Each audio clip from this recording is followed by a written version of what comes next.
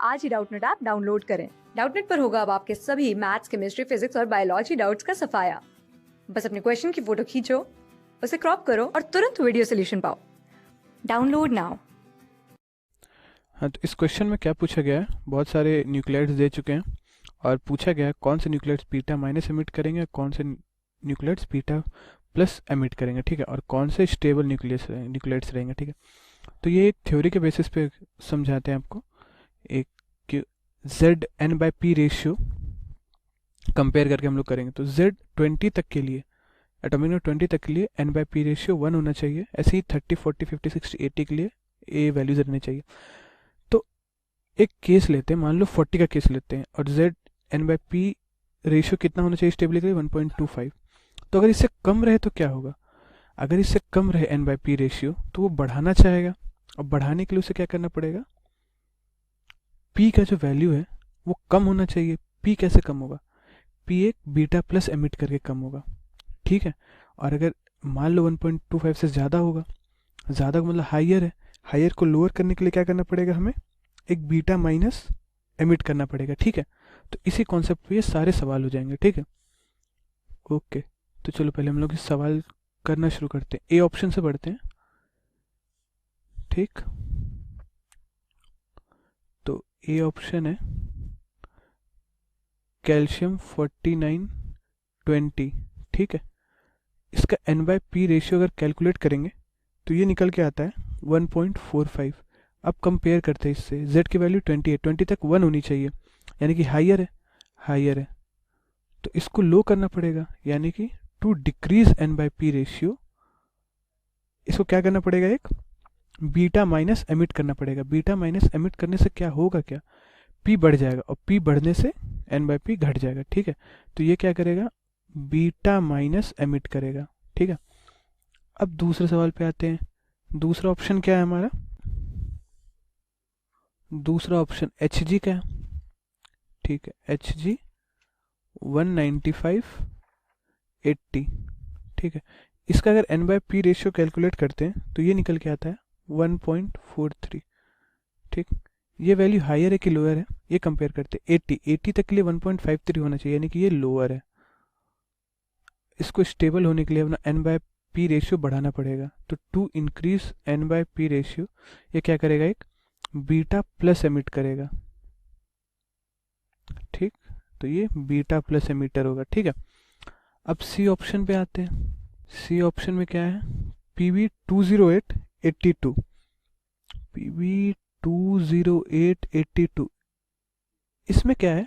Neutron और proton दोनों even है, तो ये स्टेबल होगा, ठीक है। अब अगला ऑप्शन में आते हैं। अगला ऑप्शन क्या है? बोरोन, ठीक है। तो डी ऑप्शन जो है हमारा वह बोरोन 85। इसका एन बाई पी रेशियो कितना है? 0.6 आता है, ठीक है। 0.6 है, होना कितना चाहिए था? 1 होना चाहिए, तो ये कम है, यानी ये लोअर है, तो इसको बढ़ाना पड़ेगा। तो to increase N by P ratio क्या करना पड़ेगा? इसे एक बीटा प्लस एमिट करना पड़ेगा। तो ये बीटा प्लस एमिटर है, ठीक है। अगला ऑप्शन कौन सा है? अगला HO है, होलियम।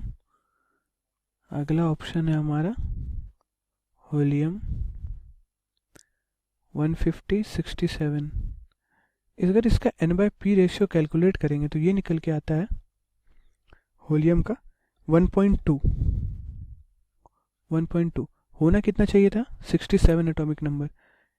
80 तक में देखते 1.53 होना चाहिए, ये भी लोअर है, लोअर है, तो ये इंक्रीज करना चाहेगा। To increase N by P ये क्या करेगा? बीटा प्लस एमिट करेगा, ठीक है। अब अगला एग्जाम्पल कौन सा है? एल्युमिनियम का एग्जाम्पल है अगला, ठीक है। एल्युमिनियम एटॉमिक नंबर कितना है? 13, मास नंबर 30, ठीक है। तो इसका अगर एन बाई पी रेशियो अगर हम लोग कैलकुलेट करेंगे तो ये निकल के आएगा 1.3। 1.3 हाइयर है कि लोअर है? हाइयर है, होना कितना चाहिए था? 1.13, सॉरी 1 होना चाहिए, तो ये हाइयर है। तो ये to decrease N by P ratio, N by P ratio decrease करने के लिए इसे क्या करना पड़ेगा? एक बीटा माइनस एमिट करना पड़ेगा, तो ये बीटा 0 माइनस एमिट करेगा। ठीक है, आगे बढ़ते हैं। अगला जो एग्जांपल है हमारा, अगला एग्जांपल कौन सा है? एसएन। अगला एग्जांपल है एसएन 120 50। ठीक, इसमें फिर एक ऑब्जर्व करने वाली बात है कि न्यूट्रॉन और प्रोटॉन दोनों क्या है? इवन है। अगर दोनों इवन है तो ये स्टेबल में आ जाएगा। ठीक है, और लास्ट एग्जांपल है अपना, लास्ट एग्जांपल है क्रिप्टन। क्रिप्टन 39 और 36। एन बाय पी रेशियो अगर इसका कैलकुलेट करेंगे तो ये निकल के आता है 1/1.3। ठीक है, अब ये हायर है कि लोअर है ये कंपेयर करते हैं। 36 यानी 40 तक में 1.25, यानी कि ये हायर है।